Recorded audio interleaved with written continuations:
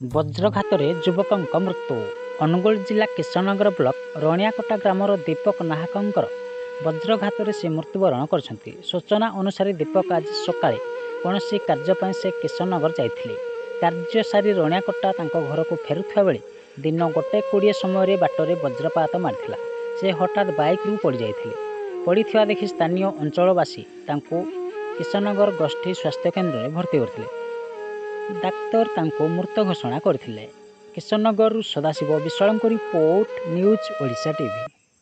हाँ शुणी sir accident हो जाए से बामूर जाइला बामूर फेरला बेले रायभा साइड से बसरे बाड़े लाइटनिंग है जोड़ा कि से माने पथभ्रष्ट हो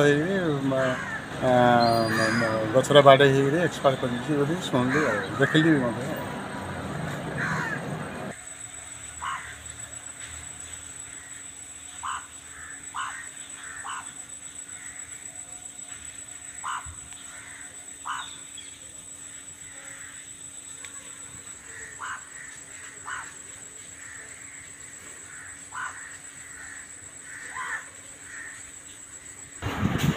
अच्छा आपण ना कौन मो ना सारंग धर्मा आपण घर रणियाकटा सार।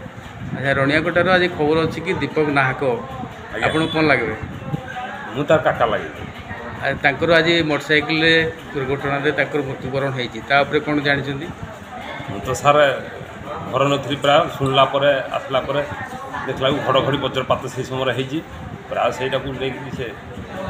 प्राय चमकी दिए घड़घड़ी प्राय चमकी डर फल गचरे बाड़े